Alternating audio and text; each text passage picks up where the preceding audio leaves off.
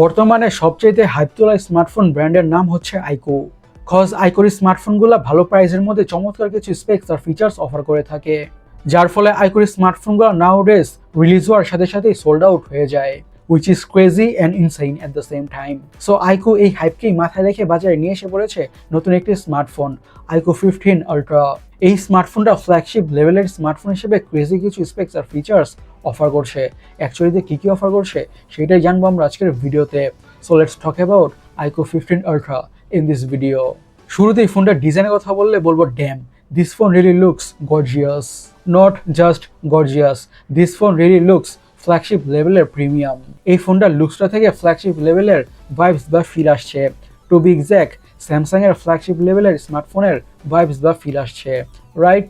আর এই ফোনটার ক্যামেরা মডিউলটা অথবা ক্যামেরা ডিজাইনটা অথবা ক্যামেরা অ্যারেঞ্জমেন্টটাও অনেকটা ইন্টারেস্টিং লাগছে। এই ফোনটার ডিজাইনের ক্ষেত্রে তো একটা কথা বলা যেতে পারে, simply this smartphone screams premiumness. Speaking of premiumness, ফোনটার ডিসপ্লেটাও প্রিমিয়াম কোয়ালিটির থাকছে।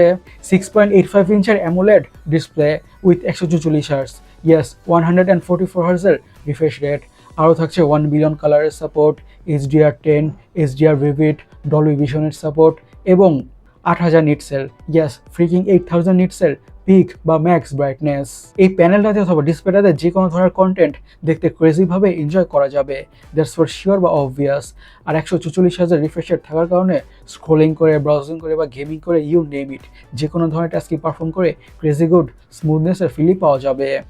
আর HDR ভিভিড, ডলবি ভিশন এবং HDR10 প্লাসের সাপোর্ট থাকার কারণে কালারগুলো হবে খুবই ভাইব্রেন্ট আর পাঞ্চি, যার ফলে কন্টেন্ট ওয়াচিং এক্সপিরিয়েন্স আরও বেশি ইমার্সিভ হবে।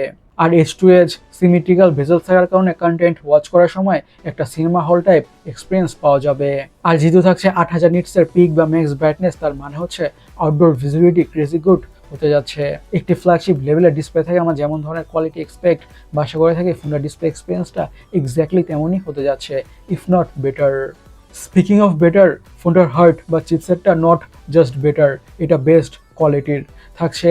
স্ন্যাপড্রাগন 8 এলিট জেন 5, এটি একটি 3 ন্যানোমিটার বেসড অক্টোকোর প্রসেসর, আর এটি একটি ফ্ল্যাগশিপ লেভেলের প্রসেসর, উইচ মিনস হাই লেভেলের গেমসগুলোকে অলমোস্ট এক্স্যাক্টলি ম্যাক্সড আউট সেটিংসে খুবই ভালোভাবে খেলা যাবে অথবা রান করা যাবে কোনো ধরনের ইস্যুস ছাড়াই।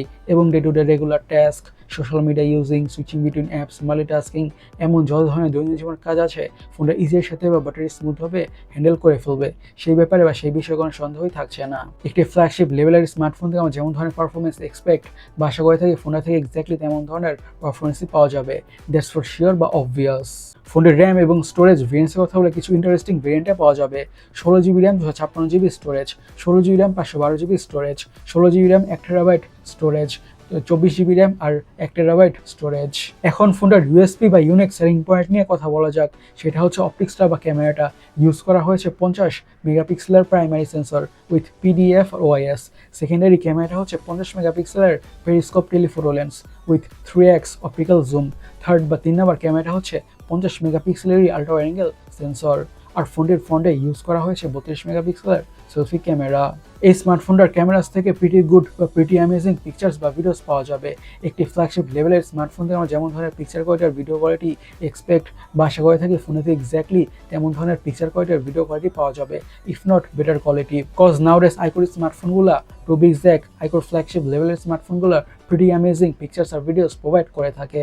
সো এই ফোনটার পিকচার কোয়ালিটি থেকে এবং ভিডিও কোয়ালিটি থেকে একেবারে ডিসঅ্যাপয়েন্টেড হতে হবে না। স্পিকিং অফ ডিসঅ্যাপয়েন্টেড, ফোনটার ব্যাটারি থেকেও ডিসঅ্যাপয়েন্টেড হতে হবে না।